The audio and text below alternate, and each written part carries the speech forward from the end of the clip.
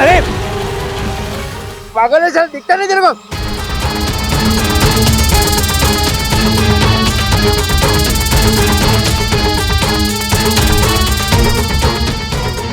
आप ठीक तो? चोट नहीं लगी ना?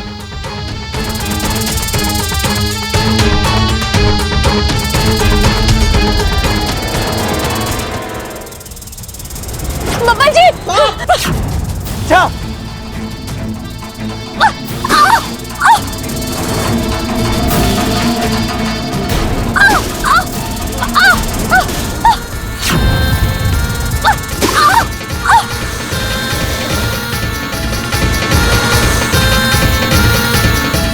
इच्छा संभालो प्लीज। बाबा जी आप दूर रहिए। फेंको इच्छा, फेंको उसे।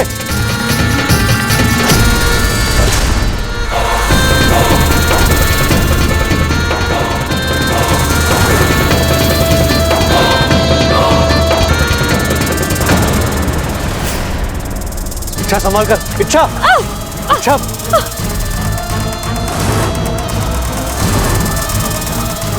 इच्छा संभाल के।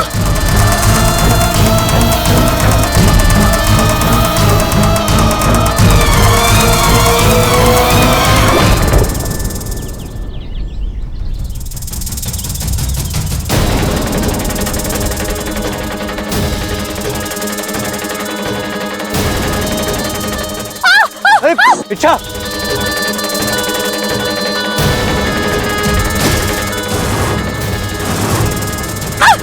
इच्छा तुम। बाबा जी आप दूर रहिए, आप दूर रहिए। हटा दादी।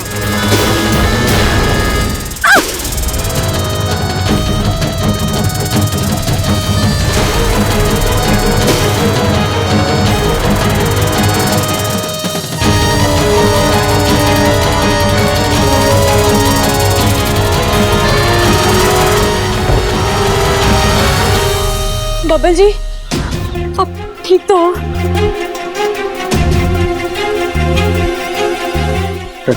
ठीक है, चलिए।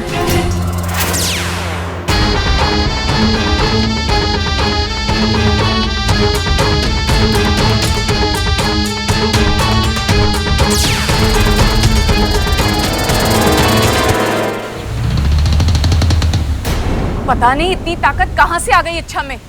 कोबराज को मात दे दी उसने। पानी फन के ऊपर जा चुका है। इच्छा के विरोधी तेवर अपनी हदें पार कर रहे हैं। वो ना तो खुद बबल को मार रही है और ना ही हमें उसे मारने दे रही है।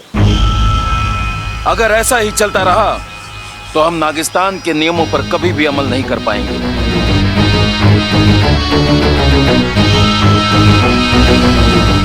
शाम होने को है गुरुजी, हमें जल्द से जल्द कुछ करना होगा। आप सही कह रहे हैं मुखिया जी।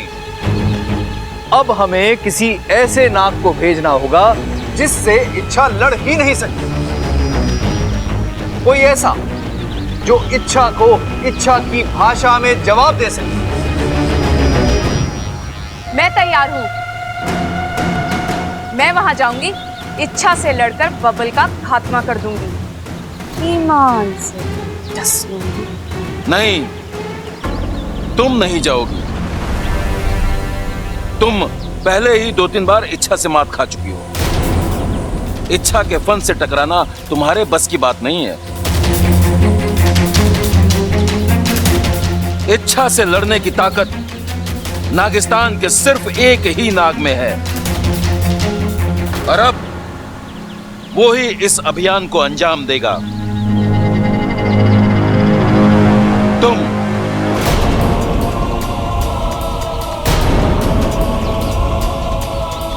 तुम जाओगे इंसानी बस्ती। मुखिया जी, मैं कैसे? मैं जानता हूं कि तुम्हारे लिए आसान नहीं है, लेकिन एक तुम ही हो जो। नहीं मुखिया जी, मैं आपके सामने फन फैलाता हूँ, अपनी पूंछ रगड़ता हूँ। मुझसे ऐसा पाप मत करवाइए। एक बाप अपने ही फन से अपनी सपोली को कैसे? हम तुम्हें इच्छा को मारने के लिए नहीं कह रहे शिशु। तुम्हें इच्छा को बबल की ढाल बनने से रोकना है और बब्बल को मारना है। जाओ शेषु, इच्छा को उसके कर्तव्यों का एहसास दिलाओ। बताओ उसे कि नागिस्तान ने उसके लिए क्या क्या किया है।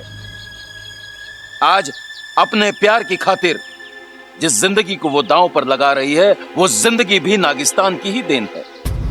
लेकिन मुखिया जी, शेषु, हमारी इच्छा से कोई दुश्मनी नहीं है और ना ही बब्बल से, लेकिन अब हालात ही कुछ ऐसे हैं कि मजबूरन हमें। मैं आपकी बात समझ रहा हूं, लेकिन बब्बल मेरा दामाद है, मेरे परिवार का हिस्सा है। मैं ना ही उसका घात कर सकता हूं, ना ही इच्छा का। जज्बाती होकर मत सोचो शेषु, हमारे पास अब ज्यादा वक्त नहीं है।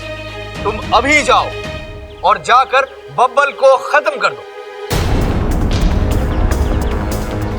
और यदि इच्छा बीच में आए तो उसे कैसे संभालना है, यह तुम अच्छी तरह से जानते हो।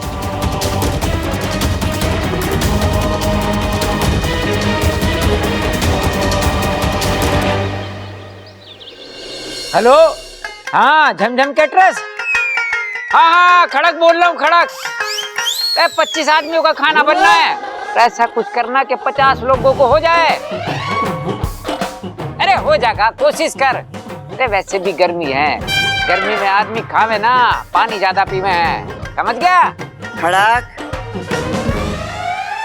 प्रबल हवन कुंड ले आया? हाँ हाँ दादी, यो रहा हवन कुंड, यो आ गया हवन कुंड। और सबल, पूजा की सामग्री सब तैयार है ना? सब तैयार है दादी। चल।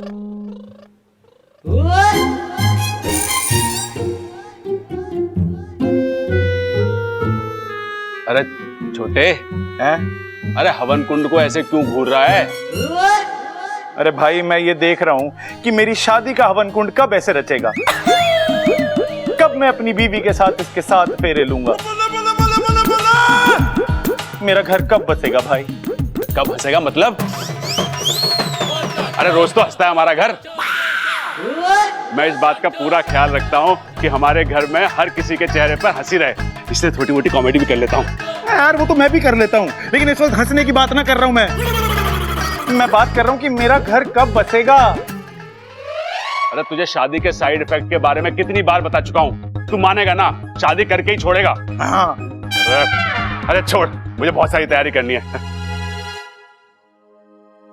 दादी, मैं भी आपकी कुछ मदद कर दूं? हमें इस चीज का ख्याल रखना है कि पूजा में किसी भी चीज की कोई कमी ना रहे। ऐसा हो भी नहीं सकता। नागंजना देवी इस मामले में बहुत कड़क है। अब वैसे दादी, आपको ये नागंजना देवी के बारे में पता कैसे चला? अरे ऐसे लोगों का थोड़ी ठिकाना होता है, आज यहाँ कल वहाँ। मैं पंडित जी से अपने घर के सर्प दोष के बारे में बात कर रही थी। बातों बातों में उन्होंने बताया एक सपेरन आई है, नागंजना देवी, जो शिवजी का मंदिर है ना, उसके पीछे काली पहाड़ी है, वहां ठहरी और वो ये सारे दोष निकाल देती। तब मुझे याद आया कि मेरी माँ भी इनकी गुरु माता के पास जाती थी, तो मैं भी चली गई।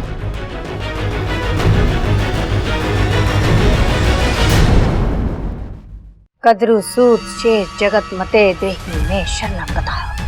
कद्रु सूत शेष जगत मते देहि में शरणं गतः।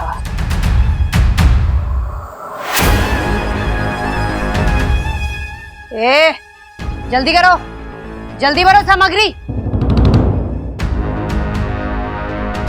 आज हमारी जिंदगी की सबसे बड़ी पूजा है।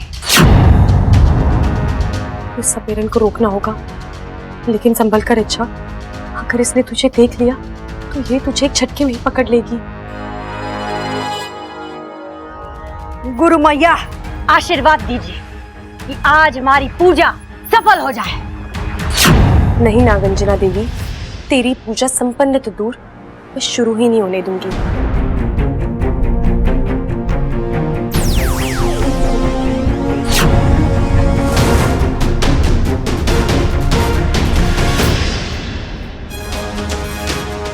नागिस्तान जहाँ आज तक कोई सपेरा नहीं पहुंच पाया, वहां नागंजना पहुंचेगी। नागंजना, गुरु मैया, आप यहाँ क्यों? हम अपनी शिष्या से मिलने नहीं आ सकते? जी बिल्कुल आ सकती हैं। ये तो हमारा सौभाग्य है कि आप। हम यहाँ एक विशेष कार्य से आए हैं। हमें हमारी दिव्य दृष्टि से ये पता चला है कि करचुरा के जंगल में एक नागमणि वाली नागिन। जाओ, उसे पकड़कर वो नागमणि हासिल करो। जो आ गया गुरु मैया, बस आज की ये पूजा संपन्न कर लूं, फिर नहीं, ये सब कुछ इंतजार कर सकता है, पर वो नागमणि, वो मुझे अभी चाहिए। और ये मेरा आदेश है। जाओ, मेरे आदेश का पालन करो। जो आ गया। ए चलो।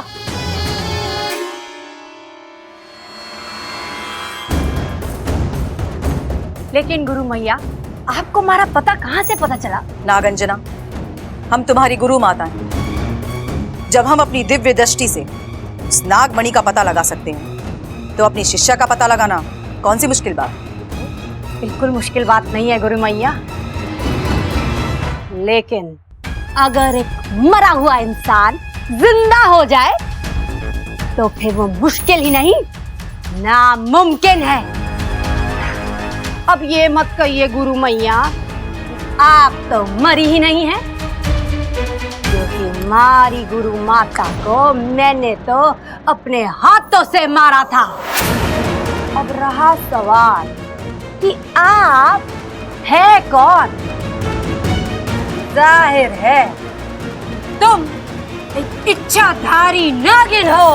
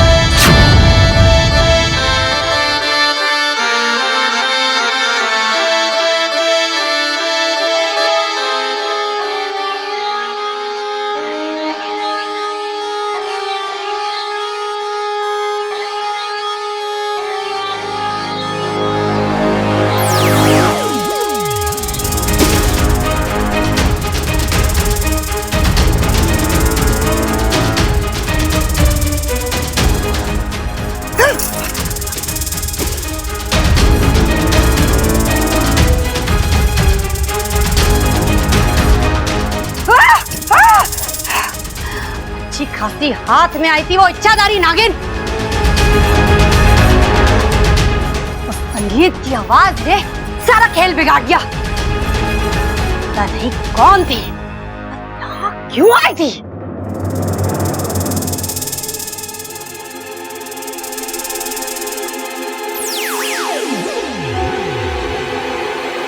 आखिर कौन था बाहर? और वो संगीत अचानक वो कहां से शुरू हुआ? लगता है किसी ने जानबूझकर बजाया था। जरूर को मसीहा होगा जिसने ऐन वक्त पर आकर मेरी मदद की। कौन है? कौन है? दीदी, आप इस तरफ? एक सरप्राइज है तेरे लिए। कैसा सरप्राइज? एक ऐसा सरप्राइज जिसकी तूने कभी कल्पना भी नहीं की थी। बस ये समझ ले, आज हम सब तुझे दुनिया की सबसे बड़ी खुशी देने वाले हैं। चल दिखाती हूँ। आ गई।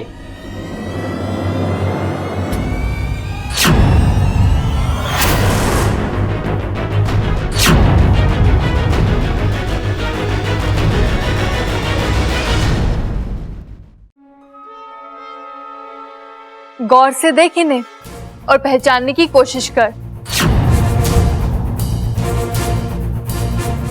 इच्छा, ये तेरे पिताजी है।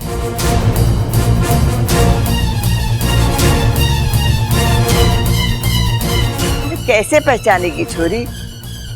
इसकी तो याददाश्त गई भी है। इसे तो कुछ भी ना याद है, न इसके माता पिता, न घर बार, न खानदान, कुछ भी तो नहीं। लेकिन छोरी, ये जो तेरे पिताजी है ना, इन्हें सब कुछ याद है कि तू कहाँ से खोई थी, कैसे खोई थी। अरे तेरे बचपन की छोटी छोटी बातें इन्हें याद है। तू बचपन में कैसे दिखती थी, कैसे बोलती थी, कैसा सोचती थी, ऐसी कई सारी बातें इन्होंने गिनवाई है। छोरी, इतने सारे सबूत दिए हैं इन्होंने, मानना तो लागे है कि यही तेरे पिताजी हैं। मैंने आपको पहले भी कहीं देखा है।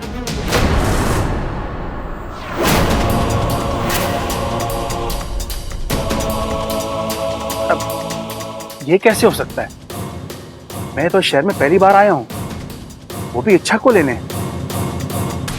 लेकिन आपको कैसे पता चला कि इच्छा यहाँ है? छोरा, तू तो एक दरोगा की तरफ पूछताछ कर रहा है। पूछने दीजिए कौशल्या देवी, मैं बताता हूं। मेरे एक दोस्त हैं गिरधारी लाल, जो सरकारी सेवा में है, और हाल ही में उनका तबादला यहाँ हुआ है। बस अभी कल परसों इन्होंने इच्छा को यहाँ की सड़कों पर देखा और वो चौंक गए। उन्होंने फोन करके मुझे कहा कि शायद आपकी बेटी यहाँ है। बस फिर क्या था, पिता का मन। मैं सब कुछ छोड़ छाड़कर यहाँ चला आया और मुझे मेरी बच्ची मिल गई। छोरे, हो गई तसल्ली या और कुछ पूछना बाकी है? नहीं पिताजी, सिर्फ इनके कहने से हमें कैसे मान ले कि ये इच्छा के पिताजी है। माना कि इन्होंने इच्छा के बारे में कई सारी बातें हमें सही सही बताई है, लेकिन ये भी हो सकता है ना कि इन्होंने ये सारी बातें किसी से सुनी हो, या फिर मुझे इनसे अकेले में बात करनी है। हाँ हाँ छोरी, क्यों नहीं, जाइए।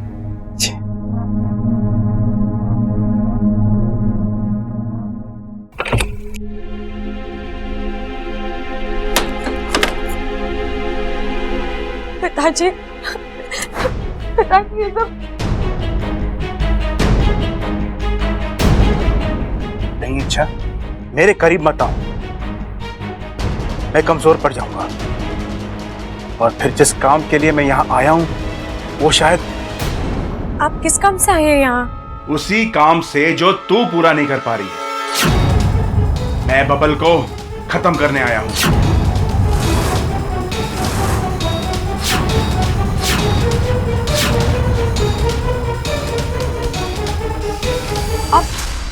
आप बबल जी को मारने आए हैं यहाँ? पिताजी, बबल जी आपके दामाद है। आप अपने हाथों से अपनी सपोरी का सुहाग कैसे उछाल सकते हैं? इच्छा, जज्बात अपनी जगह है और काम अपनी जगह। मैं यहाँ अपना फर्ज निभाने आया हूँ, नागिस्तान को बचाने आया हूँ। कुछ फर्ज रिश्तों से भी बड़े होते हैं। नहीं, आप झूठ बोल रहे हैं। आप अपनी सपोली के साथ ऐसा कर ही नहीं सकते। ये ऐसा नहीं करना चाहता हूँ, लेकिन मैं मजबूर हूं।